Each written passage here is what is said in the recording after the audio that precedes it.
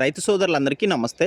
Welcome to మంచివాడు YouTube channel. ఈ వీడియోలో కనిపిస్తున్న పందెపు ఎద్దు ఆంధ్రప్రదేశ్ రాష్ట్రం బాపట్ల జిల్లా చీరాల మండలం ఈపురుపాలెం గ్రామానికి చెందిన షేక్ బాజీ అనే రైతు సోదరుడి యొక్క ఎద్దు. ఈ ఎద్దు 62 అంగుళాలు సైజు ఉంది. గతంలో ఈ ఎద్దు 2 పళ్ల విభాగం 4 పళ్ల విభాగంలో పందెపు పోటీల్లో కూడా పాల్గొన్న అనుభవం ఉంది.